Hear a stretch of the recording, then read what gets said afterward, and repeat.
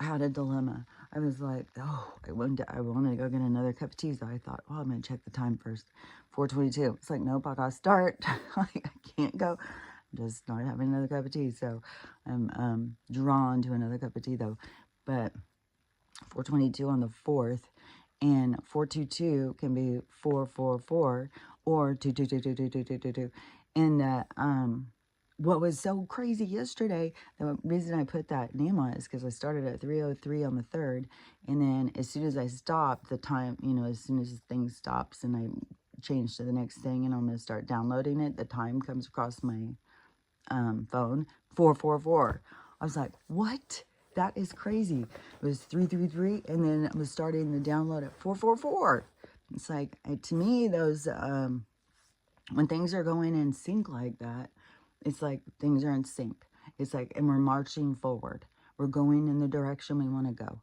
So when I see things counting, like, because I saw 1, 2, 3, 4 yesterday so many times, it was really weird. There was one where it was so weird. It must be her thing is not set right or something.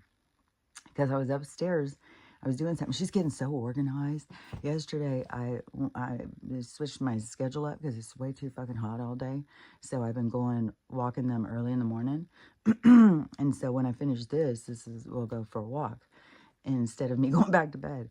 And which I'm not getting as much sleep, and I'm so fucking tired. God, I did not want to wake up this morning at all, man. And and then when I did wake up through the night, I must have been sleeping wrong because my neck, of course, after I just said, and getting the neck ache that gives you a headache. So it's like, fuck, man, that is like it.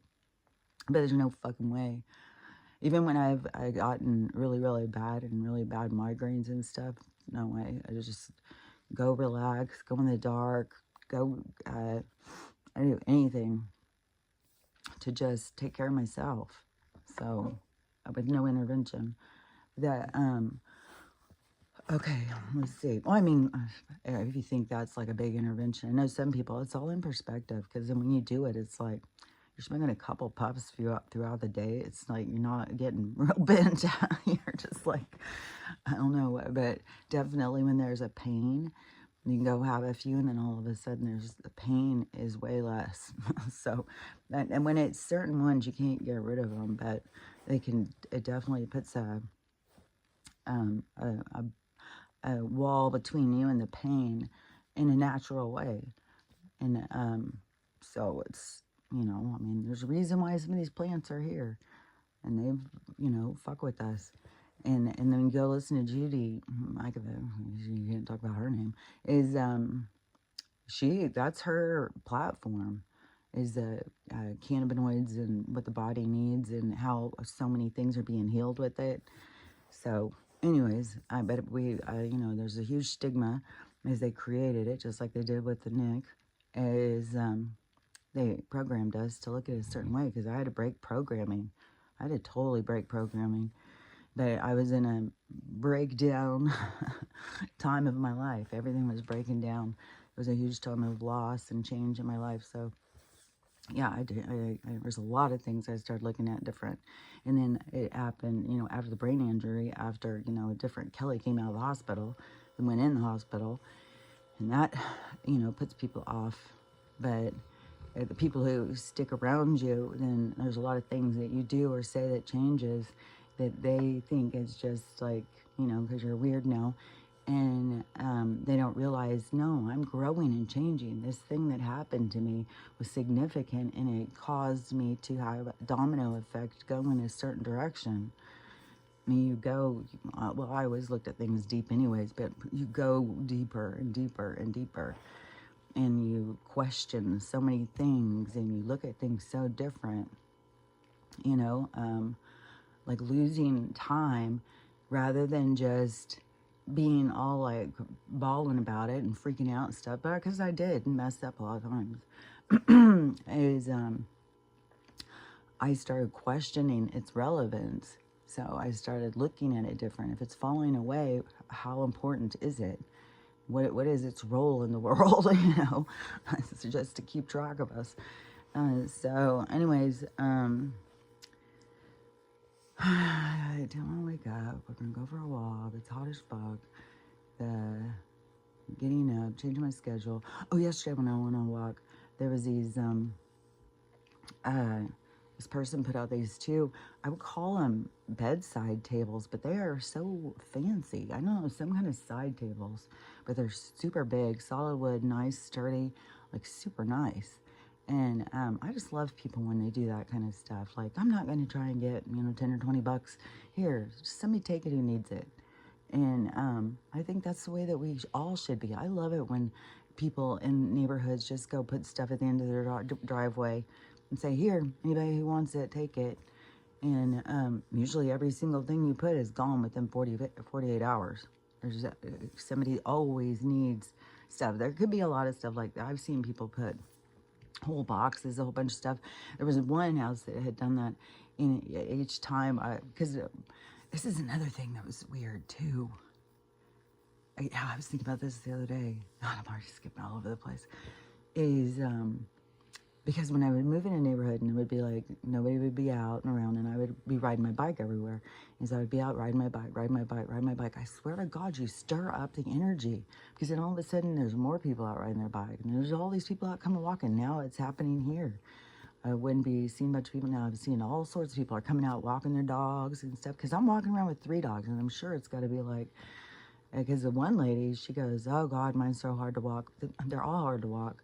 You got to train them to follow commands and listen to you. And the way I was taught at the class is when you're walking, say you have your dog on the leash, and see, now I've trained them the 3, but see, I created a pack mentality. They are all one in tune with each other's minds, really. And they sometimes will move like a unit. And it can be intense for another animal if they turn on them. Poor Dakota, God, every fucking time, man. It's like you gotta keep her away from them at this point, because Stella has got it out for her. Like, she thinks, it's this alpha thing. Because, when I go to Texas, they're gonna have to go upstairs. She's gonna be going into her place. I don't think she's gonna be doing it up there. So it's territory. It's territory, and and I think Stella's feeling like, this is all I got. You're not coming in and taking, because she can totally sense when other dogs want me. Like, I'm the territory they're after, and she's the protector of me. And so because there's lots of dogs that are drawn to me, and I'm telling you, it's because I pay attention. You just tune into them. You just pay attention to them, and you have value. Like, it's not like a big thing, and then you'll start seeing like, oh, I can read their minds too. I can see totally what's going on. I can hear the conversation. You just start catching on. You start catching on how they talk to each other, how they signal each other. So anyways, okay, oh God, so many things. See, this is how I get them all open, all these fucking things. Okay, so the walk. And these 2 fucking nice house things. So when we were walking, and Stella wanted to go to the beach, and I didn't want to go, see? And I let her lead the way, and I was just like, okay, fine, well, let's go this way. And so, but I kept telling her the whole time, I don't have the key. I can't open the door, which I need to grab the key this morning. Because she's gonna probably want to go there anyways. So, and then I just can't stand it, because the water, she just wants to get in that nasty water, and I know all the things that have got poison and shit. And so we get down to the end of the street, and these people have these 2 nice things sitting out. It says free. And so I was like, oh fuck, those are nice. I even stopped and looked in the drawer and stuff. They're like felt lined drawers, and I felt like how heavy, like it's wood, it's not some IKEA shit. And so thinking, man, yeah, people around here, I'm sure, buy nice stuff. And so I'm just, I'm walking the dog. So I'm just, oh yeah, I wanted to tell that about the walking. Okay, so I was walking him, and I got down to the thing, and I have to tell her, I don't have the key. And so then she's like, oh, damn it. And so then we start walking back, and I see the stuff, and I'm like, dang, I really want those. And I'm sitting here thinking, I don't know, in this neighborhood, then is it going to look like, oh, there's a trashy girl or something, she comes to get your trash. But I think most people are, they're just happy someone else wants their stuff. And I think it kind of hurts people's feelings if you put it down there and they just don't take it. But I have seen people, like, when you put a whole bunch of stuff like that, we'll just keep going through it and going through it, and it'll just keep going smaller and smaller. So, the even toys or whatever, there's not a lot of kids around here, but there's a lot more right now. Maybe because grandparents are watching kids, but a lot of old people around here. And like I had said, suspicion over drivers and shit. So, anyways, so we're walking back, and I'm seeing them because it's a few houses down, and I'm like, those are still there. I'm getting them. I'm just gonna get them. I'm just gonna go get the car. I'm gonna get them, and I hope they're still there. I hope they're mine. And so I get up there. They're still there. Nobody had gone by. So I went up. And it seems like Stella's just walking so slow. This thing about time too. And so it's just like, come on, come on, come on. And so we get it there, we get up, I put them in, I go get up my car, drive down there. Those motherfuckers were so big and heavy, I couldn't even believe it. I thought, I'll just pick it up, put it in my car. Oh my God. And so I'm out there struggling with these things, and they're fucking heavy and huge, and trying to get into my car. So then the one takes up the whole back, and I have the seats. I have a station wagon, but I keep the seat up so Stella has the back seat, because she used to have the whole back seat thing, the whole thing. But I kept, when we would go on drives and stuff, I would keep freaking out, like, what if the door comes unlocked? Because she always flops her big ass and lays down, and she was leaning up against the back door. And I was like, fuck, man. I'm going up the fucking mountain pass. So I'm in a lane, and then the fast as fuck, you got trucks going, and it's like, oh, and then she would fall out, like, fuck, man. It was like a fucking nightmare to me. And and she would always have a sore back and stuff. She'd always be uncomfortable. She'd always be standing up, turning around and stuff. And so, I don't know, anyways, she got into this. Oh, I remember, because when my car went crazy and it started unlocking, and it did start opening, the door opened one time by itself, and I was like, oh, fuck no. Okay, I can't have her back there. No fucking way. And so I put the seat up, and I kept her in the back seat, which I've thought is more comfortable to her when we go. I don't know, it's got more support like she wants. She still gets up and turns around, but, and she gets right up next to me and slobs on me and stuff, but the little guys are in the back, and they have little beds, and then they have seat belts, so they have to stay there, so they can't. But Max pukes. He's a puker on driving, and so there's a space, his puke space. So, anyways, but so the door, so it's not the full bed or whatever of the car. So I put the one in, and it's like, okay, so I'm gonna try and stick the other one in the bag. At this point, too, I feel like everybody's looking, everybody's watching, everybody's like, oh, that's who took them, you know. And so I go to the back door, try to turn it on its side. It's so fucking heavy. It's like solid with this whole fucking thing. And I couldn't get the drawers out. Some special technique to get the drawers out, and I was like, oh, hell no. So I was trying to turn it on its side to get it back there. The door wouldn't open big enough to get it in. And I was like, what? So then I was like, okay, the front door. And then I'll stick it in the seat. The seat's empty, so I'll just stand it up in there. No, way too big for that. So then I was like, son of a bitch. So I had to go put the seats down, and then push the one to the back, take the one back to the back, put it in and get it in. And so I got them both in. Came home, and the dogs are all going crazy, to the point my mom got up and I go upstairs, and she's like, what were you doing, moving furniture this morning? Why were you doing that? What were you doing?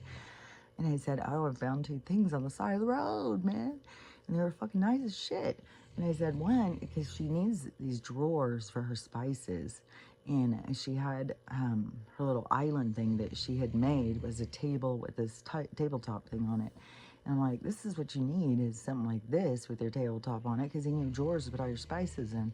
That will free up a lot of space, because she has all these spices out.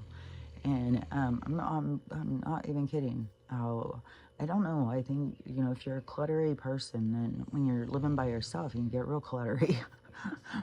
And so, but somebody comes in, and it's all of a sudden you're like, I'm like, we could organize this.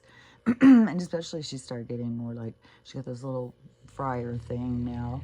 And she wants one of these little toaster oven things because I swear to God, it's all you need. We don't need big ovens, and it doesn't heat up your whole house either. And I mean, I go use her oven for making a pizza because it's way bigger. But you can, when I just used that, I made pizzas on it all the time. I just made smaller pizzas. But anyways, so I get them here and stuff, and I get them both in here, and I'm like, really, because I'm also in my mind, I'm preparing my bourgeois room, my what is it called? Because I'm gonna have a dressing room. It's my dressing room. It was where I dress for this show every day. Not this show, but the show of life. You know, a room to prepare for your day. And I am a clothes obsessed person, so I have a lot of clothes. And I want them all in the same room. I want them all out. I want them organized. I want all my shoes organized. All my stuff. Because I've had to have it in different rooms and stuff. So anyways, that's what I want in my new home that I'm going to have. And I'm going to have a yoga room, office room too. So the or meditation room, office room, whatever. I can see it. I can see how it, but it also, you know, I need to go into the place and see, but I know that I'll have these aspects, these contents, these certain things, like a criteria. And but that's another thing too, when you set your criteria and something comes and it doesn't fit it, then it's probably not the place you're supposed to be. It could be a test. This is where you got to get, you know, talking to the ones that know, because he'll tell you things. So, or they'll show you signs like 1, 2, 3, 4. Oh yeah, because that's what I was gonna that conversation too. Oh yeah, the dog. Okay, we'll close some folders. So 1, 2, 3, 4. So go upstairs. It's at 1, 2, 3, 4, and she's talking. So she's doing all this organizing now. I got the thing up and I took it upstairs. It was a workout, man. I got quite the workout. And so I got it up there and put it. It was like cute as hell. It's like I was thinking, because these things are big. They're really cool. And so I was like, that's like so perfect. And she's like, well, maybe the other one on the other side, but they're not matching. And it's like, and I am using some of these drawers now because I've got boxes with clothes. And so, and I have this idea of this dressing room thing too. So I was like, maybe this is going in my dressing room. We'll see. Maybe it'll go on being part of her island. I'm not sure. We'll see. And, but so I took that up there and took the one she had, scooted it. And so anyway, it was like really good. And then we did some more organizing because I have a spatial awareness now. When you have a big place, you don't look at space the same. When you have a small place, you look at space very different. I can fill that space with that. I can put that. You get real organized in the spatial content of your space, your habitat. So, so I can give pointers on that. Like she had this closet thing, and I was like, right there, see, that's a big empty space you could be using. You know, we could put these things, we could put more shelves in. And she's like, well, it was supposed to be a broom closet, but I don't know why it didn't work. And so she brought over a broom. It's like, you could tell it was like too short, and it was too short. So I was like, but you could do a lot with that space, man. And you know, right there, you got empty space, so we could you could have shelves. And then since we didn't put in shelves, we got crates. There was crates, so we stacked crates and created shelves and made like a shelf unit inside this closet. So she had all this space. It's your favorite thing, fill in space. And so all this space to rearrange things and stuff. She's just getting rid of stuff. That's always a good thing too. There was even an empty box in there, which I have had so many empty boxes. Like if somebody goes through my cabinet, so it's like, what are you saving this for? What are you saving this for? It's like, I don't know. It was in there. So anyways, but when you go clear things out and clean things out, you get all this stuff out. Why did I stick that in there? And so you get rid of a lot of stuff, which frees more space. and it's very cleansing to the soul. It's like, oh God, it feels good. So so she was out there busily doing that, and I walked up there to say something, and while she was talking, I look over at the clock on the stove. It says 1, 2, 3, 4, and I was like 1, 2, 3, 4. So it was like counting, and so then I come downstairs and I'm doing stuff and doing things, and then I go to check my phone. I don't know if I was going to look from, see, because usually I go and check and see if I have messages from, because I usually keep my phone on silent. So I just have to go check it instead of my phone dinging at me. I can't stand that. And like Pavlov, don't ding, oh, I gotta get to the phone.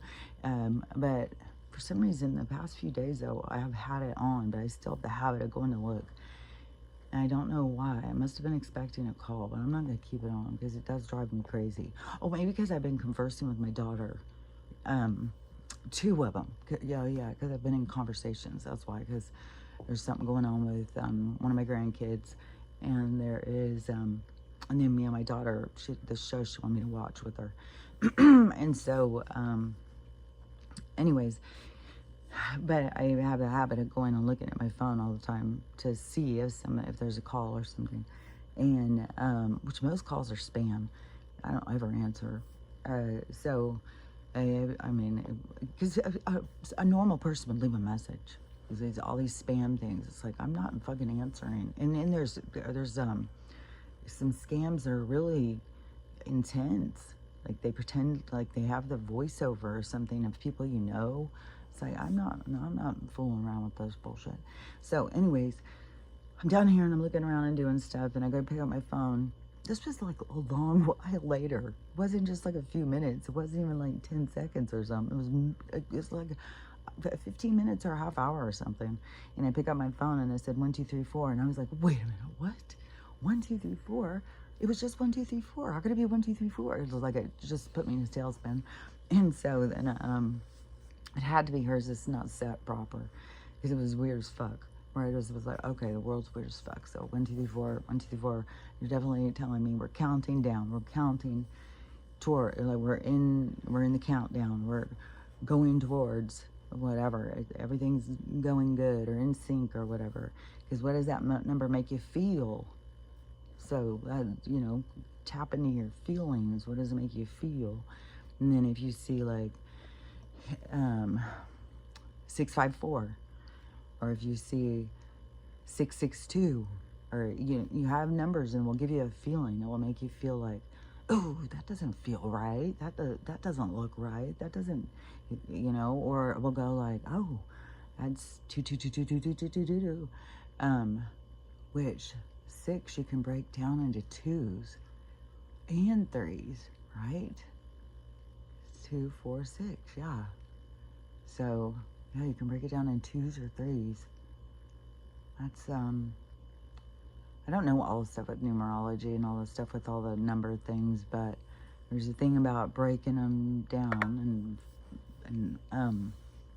and then re-adding them sometimes.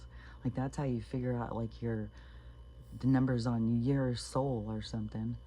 It's like you put all these numbers together. Even your addresses have a purpose. Like your address tells about what you were working on in which house and stuff. So there's a whole thing. It can tell you like what things you were dealing with in this house by the numbers. It's very interesting and stuff. I mean, like I haven't gotten all full into that stuff, but when I hear stuff about it and I'll listen to it, I'm always like, that's so interesting. Oh, that's interesting. So and I did that stuff for I don't know, a few years ago, the number thing of your life pattern or your life, whatever. And mine's, I'm a 33, which is more rare.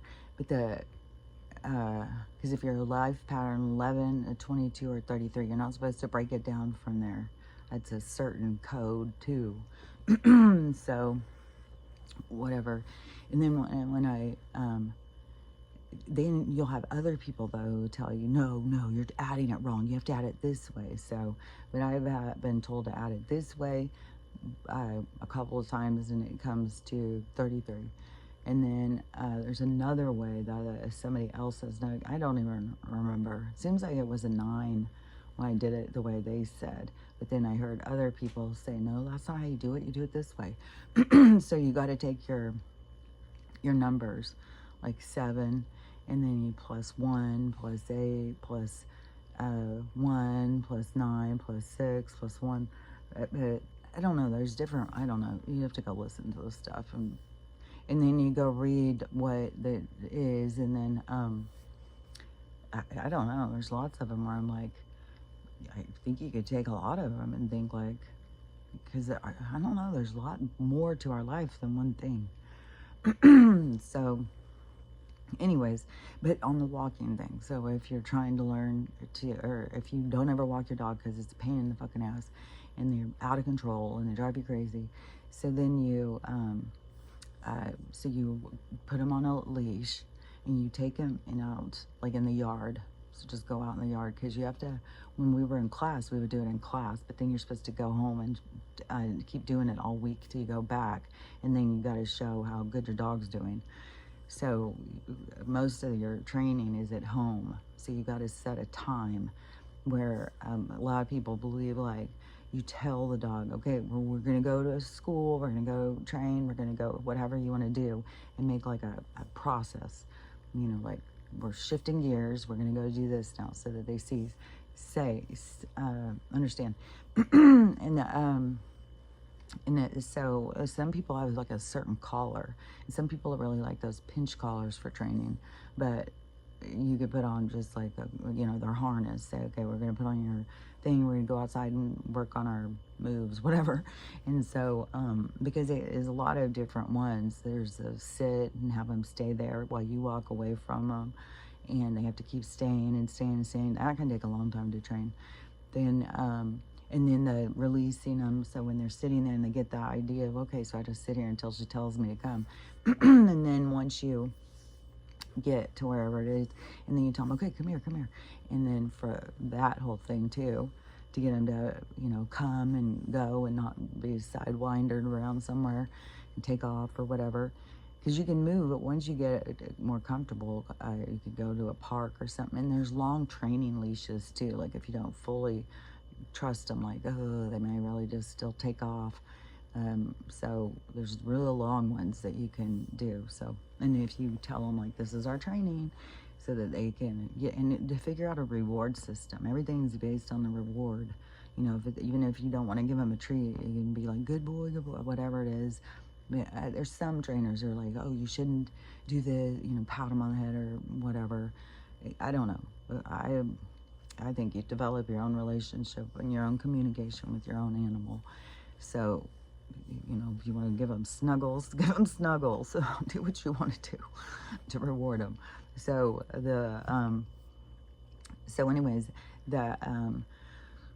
so there's lots of different like maneuvers and stuff you can train them, so that when you can go out and they'll listen to you or whatever.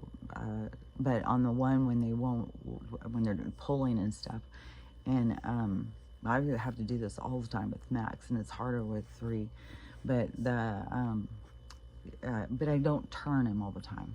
When I was teaching Stella, I did a lot of turning. I think I tried to do some with him.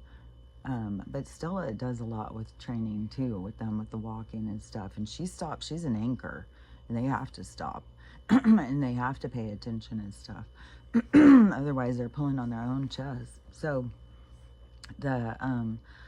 so when you're walking, say you are tipping on their thing and you start walking, and then you abruptly change.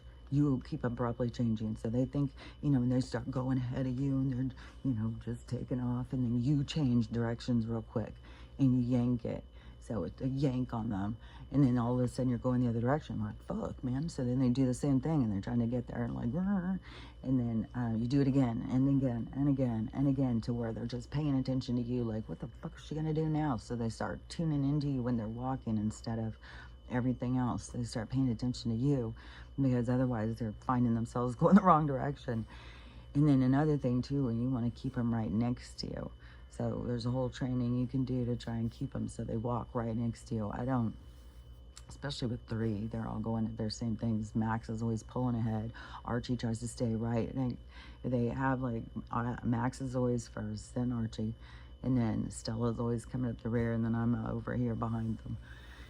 So but if you are walking one dog and you want them to stay right next to you, there's training you can do to keep them focused on that. And one thing you do is when you go walking, shorten the leash. Don't give them much room. And a lot of leashes now have 2 handles. So go to the closer handle. And then some people just give them treats the whole time while they're going to keep them like right there.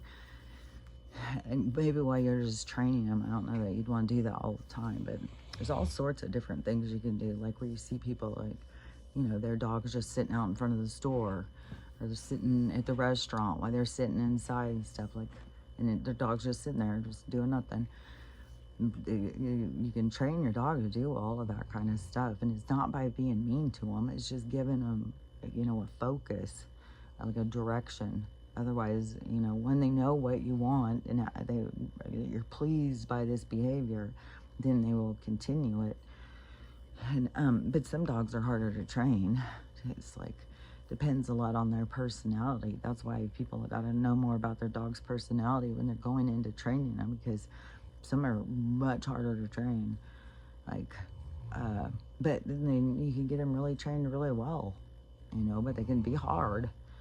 Like these hunting dogs and stuff, you know, like kind of hyper and focused on, you know, what's out there and stuff. Like each dog has their own thing, just like people.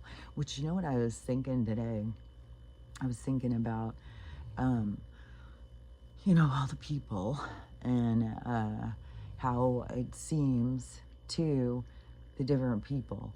Like those of us who have been doing the healing, we, you know, I mean, God, dang, like how dysfunctional people's toxicity is, like how you just see it so clearly.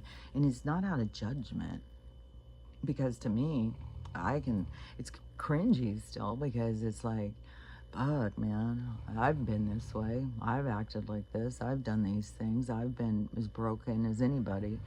So to me, it's like, I'm not going to be like, you know, like they're a total idiot. No, it's like, but you want to help them to get over whatever it is. You want to give them some tools or something so that they can live clean or live better or live more peaceful.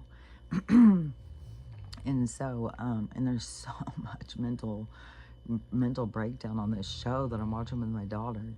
It's like, oh my God, and it's so public too.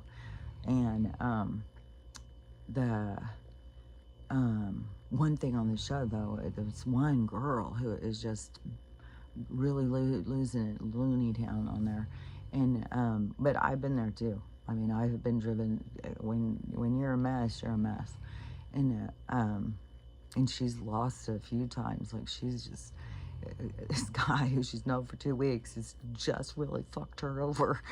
She is cussing. Oh my God, the stuff that she's saying, it's crazy because, well, it's not on regular TV, it's on cable, so I guess they can say whatever the fuck they want, just like I can. But oh God, it is a lot of a lot of angry talk. It's kind of stuff you say when you're real pissed off at somebody and you don't know what else to say. So, but when she starts talking about like her, even when she was with the guy, you can see like how you're pushing away. You're trying to control this person, and you're trying to make them make you be happy, and all that. They've got to do this to make you happy. They got to do that to make you happy. It's like, get a grip, man. And then as the person who it's being done to, it's like, yeah, you got to recognize, like, you know, I'm doing fine. You want me to be doing this and this and this, and I got to do this to make you happy and this to make you happy. Like, take some of the responsibility for your own happiness, man. Like, and quit competing with everybody. Oh, well, he's doing that for her. You should be doing this for me. And it's like, oh my God. And she would, like, at one point, she even told the guy, like, you left food on your plate. You need to eat all your food. You're a man. Eat your food. It's like, what in the holy hell? But I know I've been with people before where they've said, stop parenting me. And so, I know it can be a toxic characteristic of people who can, you start telling. And I know that that is a part of like these older guys getting with these really young girls. They can just tell them, it's like they're taking the clay and forming it. And so, it's not just like, oh, just this girl's doing it. The rest of us, we're all great. No, it's like this is something that people who are been fucking messed up do.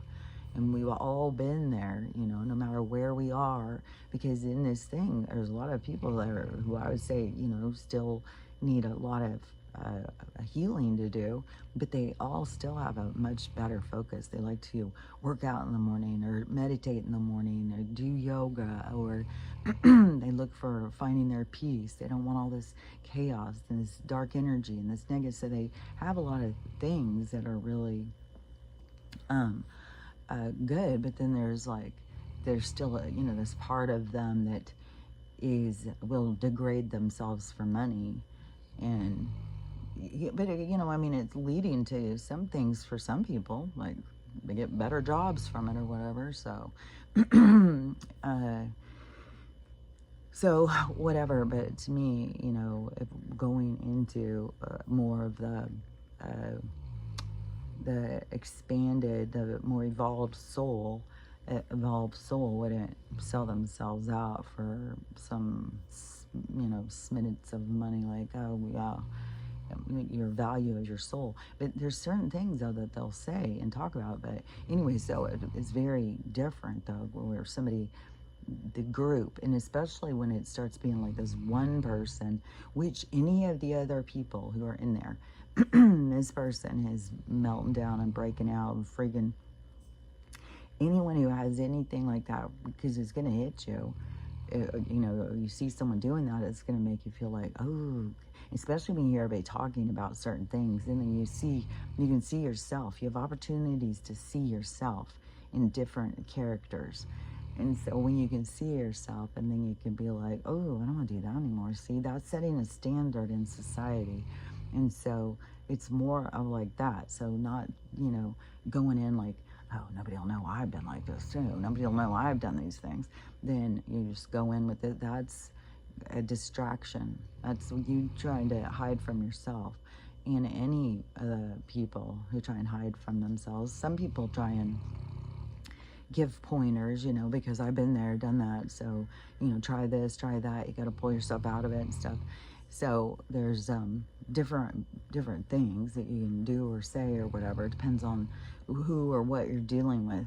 But when you are looking at it, and you can see and you can hear everybody else thinking, well, that's wacky shit, that's so toxic. Then you can see like, oh, well, I gotta get my shit together. Like, why would I be doing that too? Or something. So just look at it deeper. Don't try and be like, oh yeah, let's focus on this person and there, because that's not gonna heal you.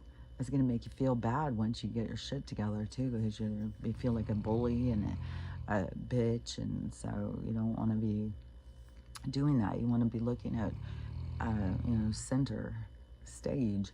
You want to look at yourself. So you want to think about that, like when you see somebody freaking out when they're angry or hurt or whatever, when you think about your own behavior when you're angry and hurt, and figuring out how, like when you see somebody else out of control, then it can help you get perspective of how to get control, so you can start learning how to get control of yourself. And but in this show, though, it is like very much that the real broken person is more outnumbered. But like I said, some of these people could still be, being able to put on a fake face, and they could be at home losing their minds like that to people too. But like I said, I think there's a learning and growing experience when the situations that come around you. So it all depends on how you handle them. But I was thinking in life right now, it is kind of like if you're the other person, and you're used to your toxicity, you're used to being able to sit and talk shit with people and a lot of toxic behaviors and stuff. And then people start pulling off from that and pulling away from it. And then pretty soon, you're kind of sitting there like, well, now what do we do? What do we talk about? We used to just talking shit, man. So what do we do? And and then, just like this girl sitting here, this guy's trying to tell her like about communication and stuff like that, and she keeps tipping the thing. She's getting gaslighting, and everything's all about her. She had a lot of characteristics, or she's exhibiting a lot of like narcissistic, gaslighting, controlling, fragile. Like this girl's a mess, or she's shown messy parts of herself. And right now, it's been a couple hours, and she supposedly is doing better, but I know because I'm way behind on the show. People are 10 episodes ahead of me or 13 episodes out of me, and that because I'm on episode 14 or something, and it's like 27 just came out last night, so I think there's 40. So, but I've heard online that she loses it again, so I don't know. She's definitely a fragile mess, and it definitely is an opportunity to look more deeper into yourself, and I hope that she gets help, really, because it's like, God, you can make your life so much better. And some of the things, like, I totally didn't agree with some of her things. Like, she's a mom, she has a child, and she doesn't lead in with that. Like, why would you even want to talk to a guy why would you want to take a risk of starting to really like somebody if he doesn't want anything to do with kids? I mean, fucking go talk to Casey Anthony and Susan, I think her name was Susan Storm was my friend, but this girl, Susan Smith. Yeah, go listen to those girls. Like, because we can learn from people. Like, yeah, you don't get involved with somebody, like, man, I always led. When I was young and single mom, I always let in. I've got kids, and no way would I be like go out and dating them and building something, to see if I'm going to trust them enough to tell them I have kids. What? I don't need to trust you. I don't need to build anything with you. I'm going straight us in. Like, I've got kids. That's what my life is about. You can't have kids and well, I mean, some people can, and not have them be your shit. I mean, what are you gonna do when they're sick and stuff? Some people keep them in cages. So, anyways, we're at all different levels, but yeah, I would no way I'd lead into, if you're out dating, is think, do you want to start really liking somebody and then find out like they've got another wife or something? Like, just fucking be honest right up front. Let's start out here with honesty, open door, and then we'll see if the door's going to stay open. It's like, but anyways, she didn't do that, and which I don't know. I don't want to dissolve her character or whatever. But there's things that we should look at. What we're putting out. Think about what you're putting out in the world, and you're going to get back what you're putting out. And it's going to come back to you in a lot of different forms and lessons. So anyways, so I was thinking to the people who are back still, it's got to seem weird. What's going on with people? Like, why are people just cutting people out? They don't want to go places. They keep changing how they're eating. They keep losing weight. They keep doing, how it looks from this perspective. As people are changing around you and the world's changing, it's going to make you feel crazier and crazier. The way to lose the crazy is to come into terms with, this is the thing, is, it's weird. It was like, because I was hearing Space Oddity in my mind, and I was feeling like, oh, that is what it's like, the mind, and that's what he was talking about. And so I was thinking about this, this levels of our mind and stuff. And so I was putting together this David Bowie song, and so I was hearing it, so I said to play it, and so I started playing it, and it was the weirdest thing. I burst into tears. So it's like some of the communication is so, and so I was just bawling as I'm listening to the song. I haven't even finished. I was just crying and crying and crying. But I was seeing that from the other perspective, how strange it is for all the people to keep changing and keep going this other direction when you're so lost in the dark. And the mind stuff and the communication and everything. And I was like, oh, you know what it's like? It's like some of us made friends with the voices in our heads. You know, we're, what is it? You know, that's why I had to listen to it this morning, because when I start trying to hear it in my head, I can't hear it as well. Like what is it? Anyways, where he's talking to the commander, and it's like talking to your higher self, and it's like this advancement through the planes of the mind, the stages of the mind, and the different the trolls that mind the mind, the trolls that have access to these certain points of your mind, and the dark energy that is in control of certain parts of your mind. And when you go into this healing the mind, it is it's becoming friends with it. It's becoming friends with the voices in your head. It's building a good relationship. And then when you can't build a good relationship, it is to create a boundary, you know, to push them back. You know, I don't know that you could make all the dark energy go away, but you got to recognize when it's around and just tell them, get the fuck out of here, man. I don't need to hear that. I don't care. I say that so many times. Like, shut the fuck up. I don't care. I don't care. Doesn't matter. Like, I full on talk to them. And so but that is what, you know, it really is. It's like recognizing the voices in your head and talking to them and coming into a healthy relationship. And then you become into a healthy relationship. It is really like moving through these stages of the mind, and who's in control of these different parts and aspects of you in order to find your true what is that? Oh, I can't. True home, but it's your true something. There's a word. Like I see it like a mountain with a flag. Your true point of self. And so, and everything is about finding your true point of self, and finding balance in there. You know, who are you? And there's all these voices, and there's so many people who think, well, that's who I am. That's who I am. That's what I'm like.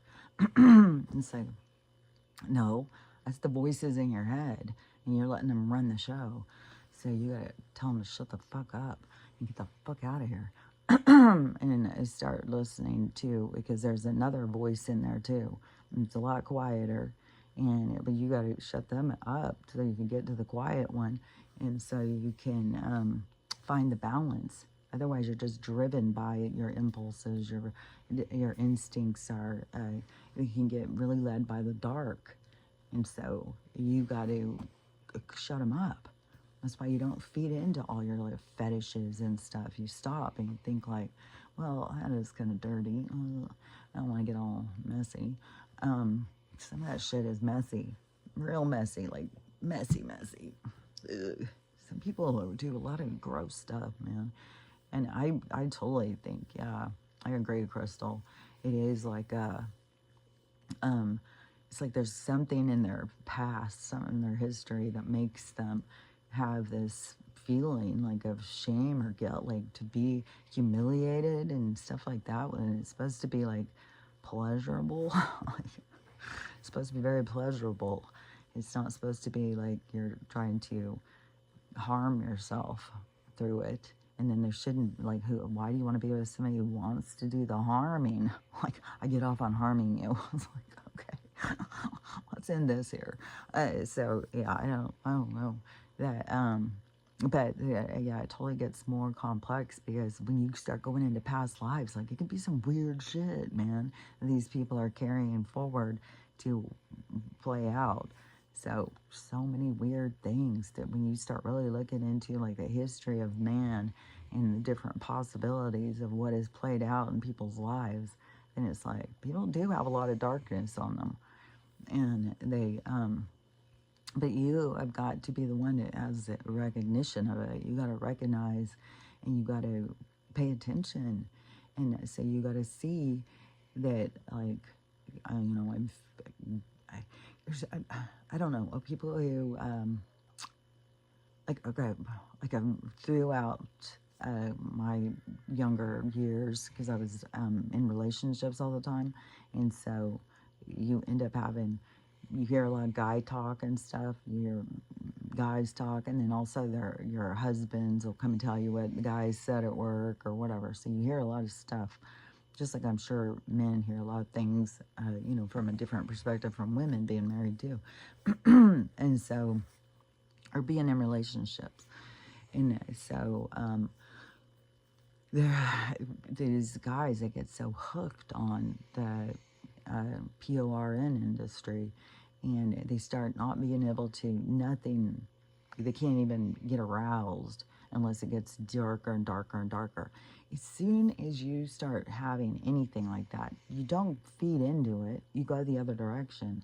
This is another thing too. When women start gaining weight, you don't just go into it and see how far you can get there. You start noticing and be like, fuck, I gotta make some dramatic changes. In some cases, a lot of it is so much, they're messing with so many people's hormones and stuff like that, and the shit in the food and everything. So but you got to see, like, I wonder, yeah, how fattening is human meat. Oh God, it's so disgusting. How many people are eating it? Oh God, that's so gross. Oh God, yeah, I hope that they're putting homeless people into healing centers and not putting them into food. Oh my God.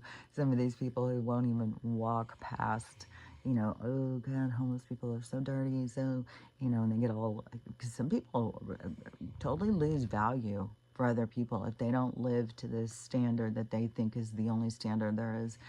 And anyone who lives outside of that has no value to them. And they look down on them, and they're very indoctrinated, or they follow a narrative like that these people have no value and stuff. They don't work hard. They don't do this. They don't. It's like, why do we have to? Like, why? Like, there's tribes out there. They don't get up and go to work. They just get up and go live their life. Why do we have to? Why can't we just go, like, I don't have to have a fancy place. But I have to have my time to myself more. I don't want my time being taken over by a system that gives you nothing back, but trouble with a capital T. So the but what like because a lot of women, they'll just go and they'll just keep gaining weight and gaining weight and gaining weight, and then I don't know, everybody has a stopping point where it's like, oh well, I've gained a lot of weight, but you can stop, you can, and then you have a whole group of a whole part of our society that has been like, well, you don't want to pay attention to that, you don't want to judge yourself, you don't want to weigh, you don't want to do that. It's like, well, I would say, like I said, to me, the scale will drive you insane. Like, uh, and it fluctuate, and it will drive you insane. And I don't know very many people who use the scale, that the scale doesn't consume their mind. But because there's people who will weigh all throughout the day, engage what they're eating throughout the day. And it's whatever you want to do, but that can become where it plays too much in your mind. There's too much focus on it. And so that's where you got to notice what's pulling your focus. Do you want to just feed into that, or you want to pull back? Well, change your relationship. And so to me, I always, since I was in school, it always was like I could tell if I gained weight because I would put on my jeans and they would be too tight. And so then if my jeans were too tight, then it would be like, well, I better watch what I'm eating. And then, so I've always thought the jeans theory is the best way to go. You put on something, and it's crazy too, because even in summertime, because you think, well, you're out in your swimming suit and your shorts and sundresses and all that stuff, and then but you a lot of times change everything you're eating and stuff, and then you go and put on your jeans, because all of a sudden it gets cold and it's like, fuck, man, how are my jeans tight? I can't tell you how many times that has happened to me, where I'll be like, oh my God, how are my jeans tight? What the hell? So, I can change, and it's hard to gauge yourself. And to me, it's always been from the inside looking out, you cannot tell your size. And like, I will take clothes and I'll be like, here, you can have these. And then people, I can't fit in that. And say, how do you know? You got to try it on. You don't know. It's like, to me, uh, it looks just different when you're inside of a body and you're looking down and around like this side. And then when you look at other people, like, I don't look at other people, like, the only time I can tell if somebody is really bigger than me is like if they're standing right next to me. And then, but even if somebody is like bigger, it is, it still doesn't seem, it seems like, well, these clothes would still fit you. This would still fit. And, but, I can put on other people's clothes, and it be like too big, but it's just weird. Is like, when you're looking at yourself, you just don't see yourself you just see yourself different.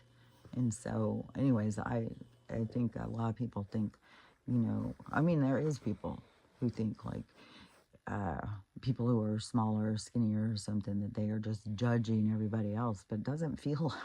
I mean, there could be, but to me, I don't know. I don't think you go around feeling like that. Like, I don't know. I don't know. Everybody has different perspectives, so it doesn't really matter. But a lot of people who are bigger feel like they're being judged by the other people, but I don't feel like that's the case. It's like, so judgment comes a lot from our own judging our own selves. So then we feel like other people are judging us, and we write a storyline to feed to ourselves a story. And then in conversations we will hear it. So we constantly feed the storyline that we're looking for. And if it's based on insecurities and stuff, then we're going to feel bad about ourselves, because we are constantly trying to feed that story. And so, um, and when you do start trying to feed the story of, you're great, you love yourself, there will be things that are going to make you feel like, God, I'm not that great. I'm such an idiot. But that's where you just got to be like, it's okay to be an idiot. It's like, you don't have to be perfect. You don't have to be, it's fine being you. Just you being you is fine. You don't have to be something you're not. You just have to be comfortable with who you are. And anything you don't like about yourself, just change it. It's like, it's under your control. You have control in your life. There's so many things where people don't think they have any control, but you do. And so, um, somebody who, and the thing to me is like, in any woman who's been pregnant knows when you've piled on that weight and you're trying to take that weight off, and if you've had babies at different times in your life, like, it's way different to lose weight in your 20s than it is in your 30s, as it is in your 40s. It becomes more challenging for sure. And so, and a lot of people gain weight as they age, and then it becomes harder to take off. And it's like, the best thing is to just not put it on. But you have to be on top of yourself, kind of, but not consumed with yourself. But you got to, know yourself and pay attention to yourself, know what you can eat, know how to take care of yourself. And those are something that we should be learning throughout our life, but we're being distracted and being misled and told to pop a pill and everything will be fine. And so, so no harm, no foul on anybody who's doing dysfunction. I mean, that's what you were taught to do. So don't think like you are bad, like you're just an idiot or something. Even if you haven't woke up and you're doing really idiotic things, it's like, that is your storyline. It's not, you're not doing it wrong. You're just, so much of your storyline is you becoming comfortable with yourself. So you got to learn how to not judge yourself. Maybe you're really judgmental of yourself because you hate yourself from a lot of different things in other lives. Maybe you carry tons of shame and guilt, and you just can't stand yourself. You got to work through that. And especially at this period of time, I mean, you don't have to, you can do whatever you want to do. But this period of time is going to be a time of opportunity and separation. Like, so there will be, the work you do will come back to you. So it's a good time to do the work and shed the old self, because then good things will start happening. When you don't and you stay stuck, then you're going to stay stuck in those cycles. And to me, try and pay attention to your body and what your body needs and does and stuff like that. And notice when it's 5 or 10 pounds, because when it gets up to 20, 30, 40, I mean, there's people who are having to lose 100, 200, 300 pounds. That is a lot more work. That's a lot harder to do than lose 10 pounds. And to me, even when you're trying to lose big amounts of weight, put it in smaller chunks. Just, if it's like 300 pounds, just be like, I'm just going to lose 50 pounds. I'm going to focus on this 50 pounds. I'm going to lose it. I'm going to feel good. And then once you get to that 50, I could do another 50. Let's do another. Like, I think if you take it in smaller increments, you don't put so much pressure on yourself. Like, I've got 250 pounds. But some people, like, that motivates them. So you got to figure your own stuff out, Maybe, adding on, like, I've got 300 pounds to lose and I'm losing that 300 pounds. Maybe that works best for you. But figuring out what works for you is what's important, not just doing what somebody else tells you or what works for somebody else. Figuring out what works for you. To me, it just seems like breaking it down in smaller increments is a lot more attainable. It doesn't feel so like it's so big. There's so much. So it's just breaking it down. But but you got to do, everybody's got to figure out what works for them.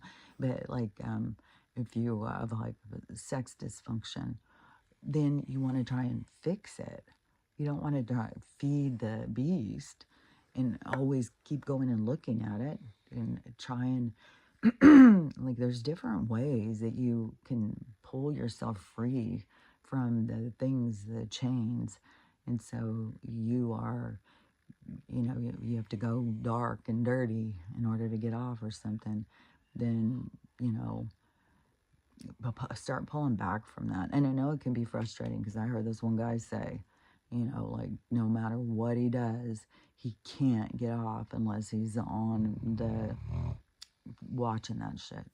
And then and it has to get dirtier and dirtier in order to get off and get off. And then when you get up there and you're on the dirtiest stuff and you just can't get off, that's probably why we have all these people who think that they're gone, like, oh, well, I'm going to go see what this is. And, they go look, and then it's like, oh, that's going to get dirtier and dirtier and dirtier. Because any of this stuff, that can pull you in, go read dirty stories, and then you start feeling like, oh, well, maybe I like this stuff. Maybe I like it because I get aroused by it. So that must mean I like it. Well, no. You only like it if you're going to start feeding that beast. Just natural arousal that happens. That doesn't mean that you are pervin. You got to, be like, well, I don't really want to get aroused thinking about that, so I'm just going to shut that book and put it aside. So, yeah, if you want to, you don't want to be like, well, I can only watch, Japanese ladies in certain attire going down on it. That's the only way I can do it. Then it's like, well, start going and figuring out other ways. And you've got a movie theater in your head. But I would still say, don't just go and feed into dirty stuff if you don't want to go and be taken over by the dirt, because it will bury you. And then, then you've got total sex dysfunction, where you, in a normal situation, you can't even get off. You can't even find any. And it's like, ugh, man, you're taking a pretty fun thing, and then you're turning it south. Like, you're missing out on some good stuff. Like, but you put yourself there. So you got to figure your way out. That's the dark forest you got to find your way out of. And to me, you always have guidance. You have guidance inside of you.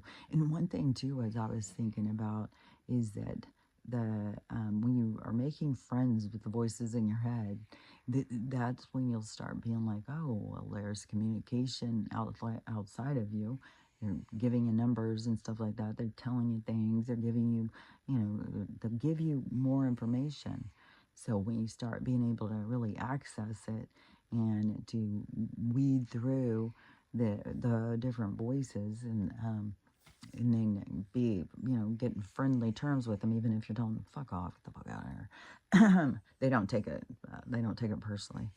They're not going to go home and pout and not talk to you for a week. They'll be right back. They don't care. So, but, I don't know, it's the way I tell them, just get the fuck out of here. Shut the fuck up, man. I think they probably like it. They probably like, oh, I love it when she says that. I'm going to make her say it again and again and again. That's more like what they would do. And then you got to watch out. If you keep on saying it, they're probably trying to do that. They're poking you. So just ignore them. If they just keep poking you and poking you, just ignore them. And then that's going to be hard when it's the voices in your head. But redirect. Start asking questions. Ask questions, deep, dark questions, when you're looking for the answers to the universe. Start asking them and give them redirection. Oh, where am I? Because I'm feeling so fucking weird. God, it's weird. It's like this weird energy just blew in. It's like, fuck, that is weird feeling. I don't know.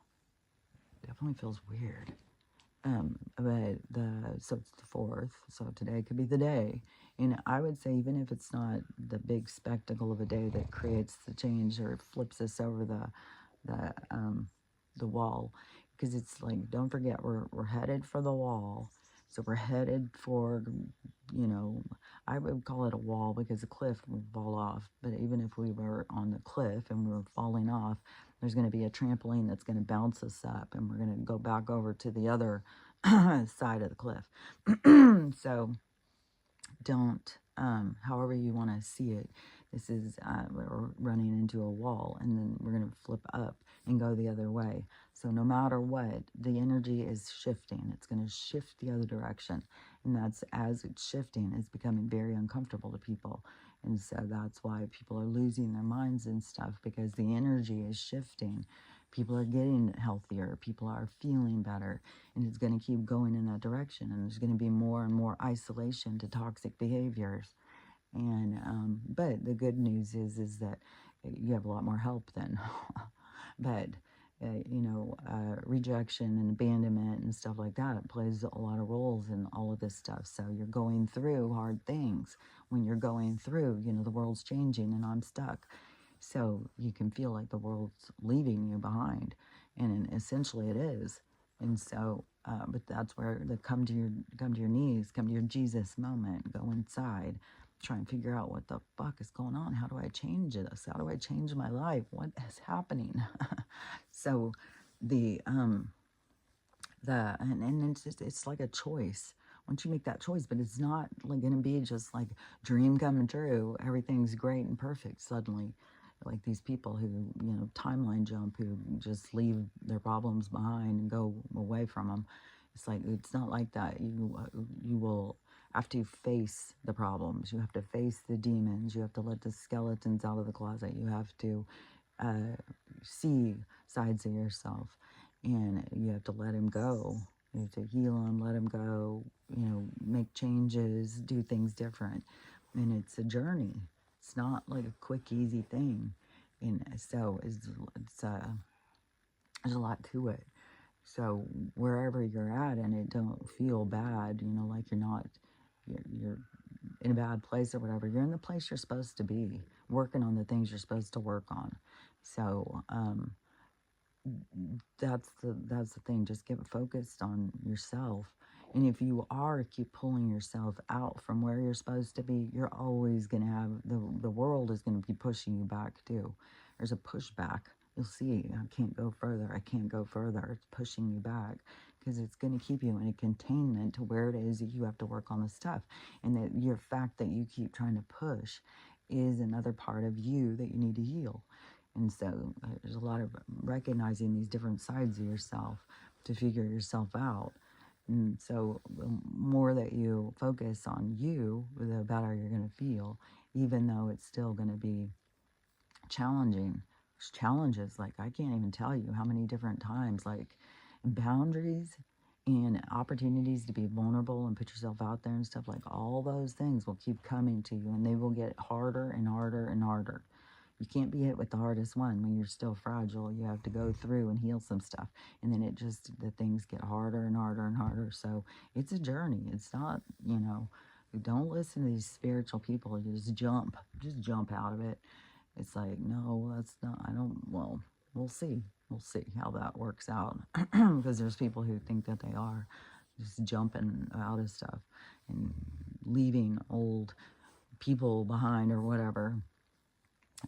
But there's more to it. So I say, work on yourself and make you the focus of fine tuning. It's like waxing the car apart. You go out, wash the car, get it all clean, but then the waxing can be tedious.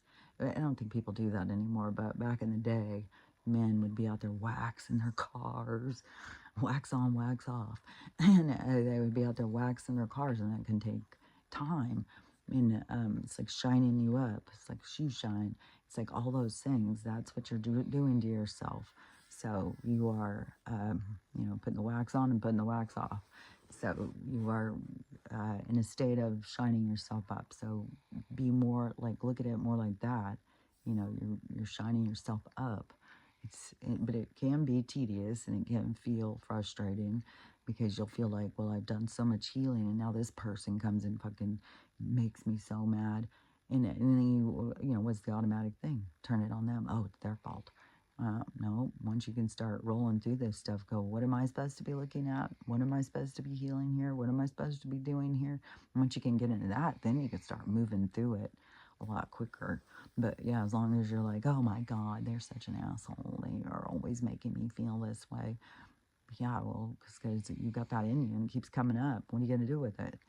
Because it's not going to do you any good to keep blaming it on them.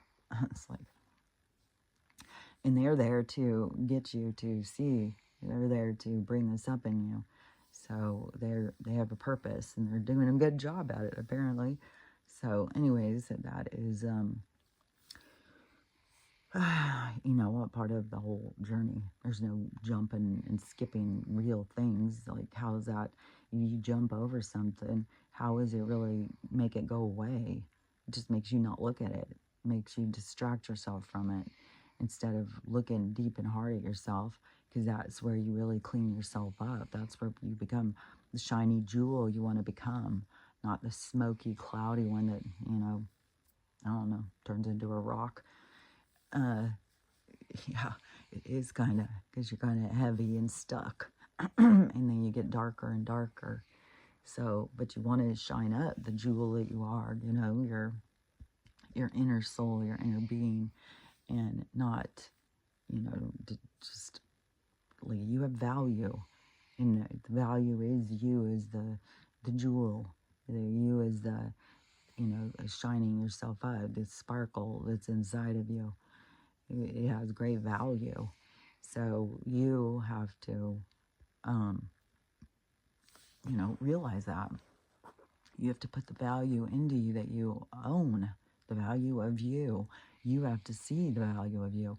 That's really kind of sad, You take all these like valuable souls and you put them down there, and then it's real easy to get them to see that they have no value.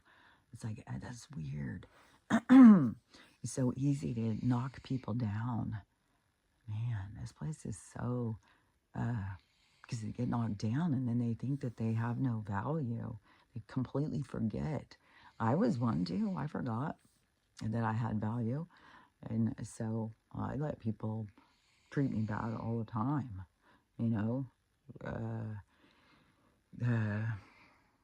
different relationships and stuff. But they're there to teach you things. They're there to teach you your own value. So they're helping you learn to love yourself truly. So, anyways, we're getting there. the where's the we're getting there.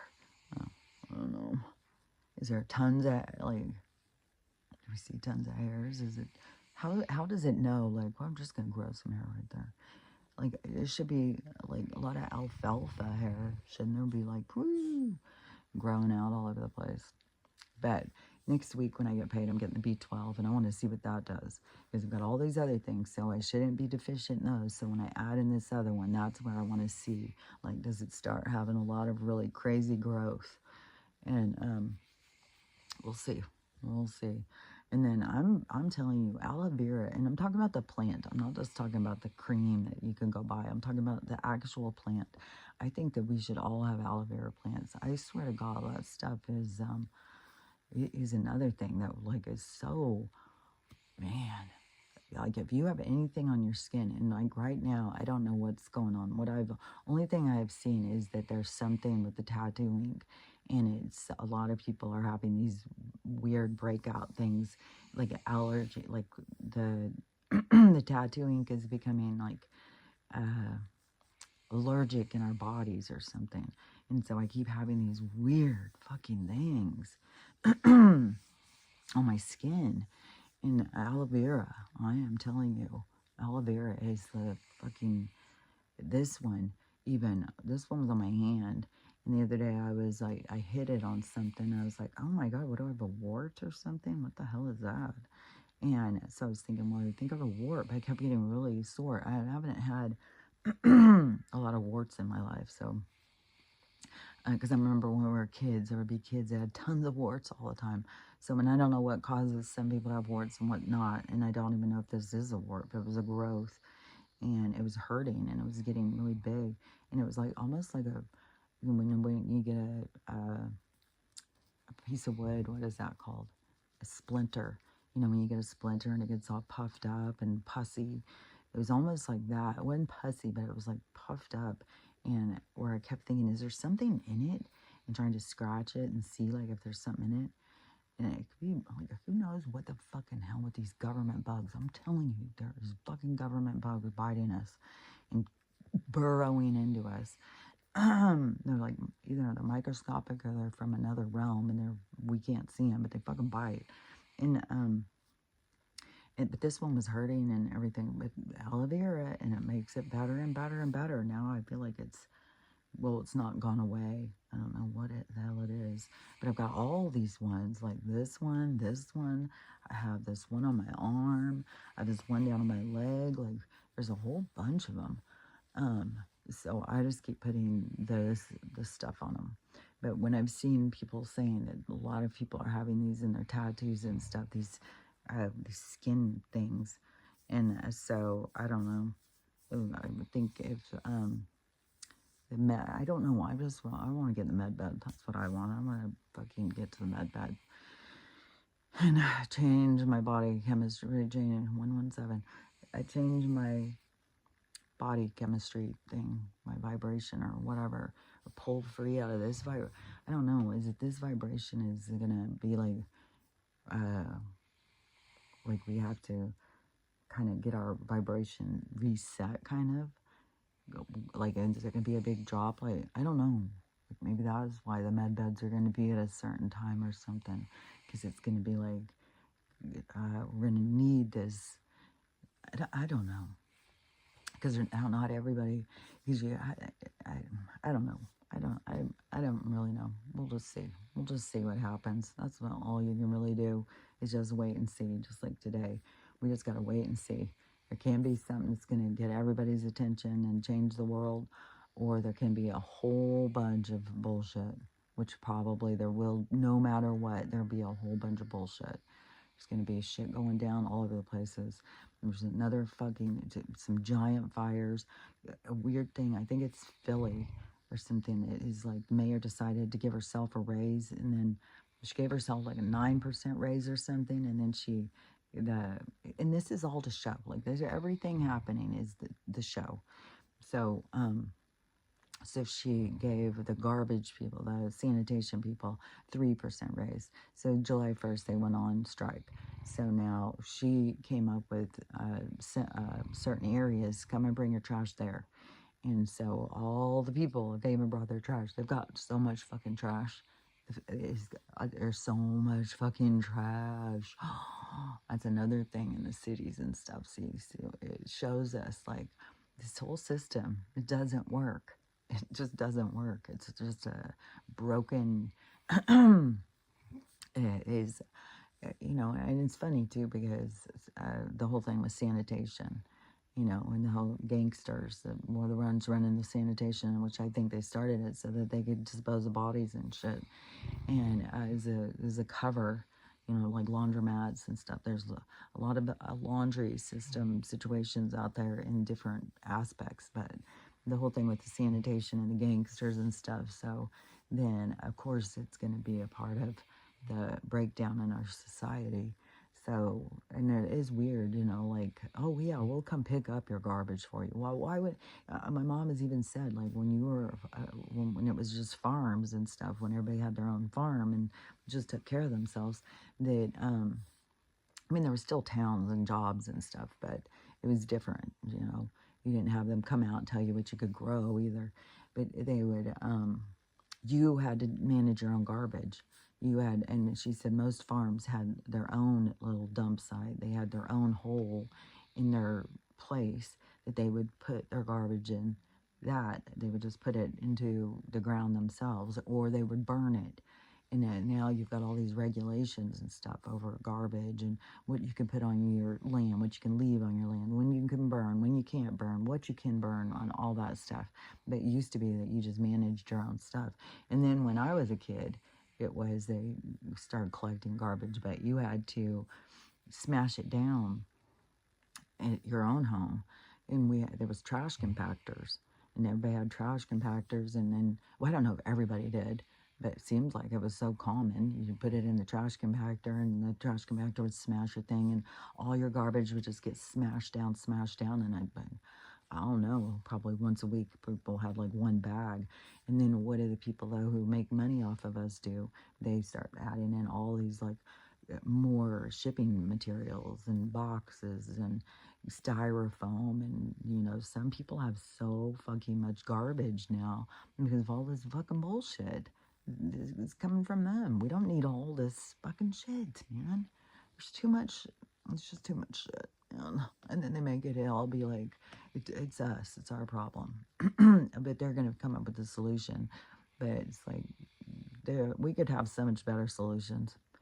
Start going and buying stuff at the place and not having it be, tons of styrofoam. It's just sitting right there. But there just has to be a lot of shifts. A lot of things have to shift. We'll figure it out. It'll be different towns. Will do different things, but we're at a time where we got to change things. We got to look at things. We got to be more real. We got to look at things more honestly. We got to see and be more in our minds of how we can do better. How we can do better. And I know that there's some people here who are here to break through that path to show us how we can do better. And it's going to be in a lot of different ways. And you can't let your ego get in the way of being able to learn and grow as the world is changing. So that's why you got to do a lot of ego work, because the ego will prevent you from being able to participate in the way that you probably would really like to participate. So anyways, I'm getting a horrible headache too. Fuck, man. Anyway, today's gonna be super intense. My mom's going down to some kind of festival thing where they're handing out. Because it's some church thing where they're handing out stuff for Vacation Bible School. So she's going to go do that for a few hours. And it's gonna be hot as shit too, and it's gonna be just anywhere you go. I have to say, it's gonna be intense shit. And you don't know where the targets are. You don't know what places are gonna be hit with what. So you just gotta stay safe and pay attention. I think there's going to be trouble at any of the places where there's fireworks shows. I mean, any of these fireworks shows can blow up and be a big fucking ordeal. Like, there's no telling what the hell is going to happen, because they're going to make, you know, the worst things will be happening around us to get us to stop, look, listen, pay attention, drop, rock, roll. You know, we gotta start changing things up. We can't just mindlessly be going through life from one fucking event to the next, to the next, to the next. It's like, it's time to stop and get our shit together and stop being led by these motherfuckers who just feed off of, you know, they make money off of all this shit, and we just participate and just go play along. You know, we get to the next thing. Oh, well, after this, what is the next one? Oh, it's Labor Day, and then we're going to have school starting. And look at how there's so much associated with all this money, money, money, money. If you want to make money off the people, you tell them they got to get notebooks, they got to go to school, and then you fucking own the notebook company. It's like pretty simple. But, you know, we can't get there. But do we really want to? Do we want to be that kind of manipulative kind of people? Is that the kind of world we want? I don't think so. So, anyways, but let's look at this. And it is still definitely healing, but it's definitely takes some time. So, anyways, but as you go through this day, just stay aware, you know, stay true to yourself, be real with yourself, be honest with yourself. Don't be scared. If shit starts going down, don't be scared. Just remember, like, this is all a game. This is all, it is such a game. And it's on such a game-like kind of level. But it just depends on if you can see it or not. But, yeah, everything is like the tools that you gain and the experiences and leveling over and the points here and points there. And so just try and rack up some good points today. And don't get caught up in the bullshit. Don't get taken down by the fear, and keep motoring on, and keep, you know, straight, and keep trying to steer yourself into balance, into center. Don't let yourself get pulled in different directions by all the dramas and shit going on. Keep yourself focused and centered. Remember, all this shit going on is for the people who are focused on it. You know, if it's for you, focus on it. So, anyways, but there can be some shit that goes down, and we could get to the point today where everything is going to change. We'll see. We'll see what happens. We'll see how it goes. But I'll tell you one thing I think is real fucking weird, is that, like, I swear to God, this is weird to me. So we just had the 250th birthday of the Army. Well, guess what birthday it is for Freedom 249? I don't know. I don't know. It's is fucking, doesn't make sense in my mind. It's like, so we had an army before we had a country. Okay. Okay. And well, that was because it was freedom. There was country before. But it's like, okay, so we had a country and we had an army. So then we got in a war. Like, okay. I don't know. You know, like, you know, it's just spinning around. It's like, it's weird. It's weird to me. So, anyways, happy 249th birthday, America. So, anyways, have a great day, and don't forget what you need to do is focus on you. And learning how to love yourself is the key. Learning how to love everybody else and how to have the day you want to have. So, anyways, but we'll talk about it again tomorrow if we still can. So, talk to you later. Bye.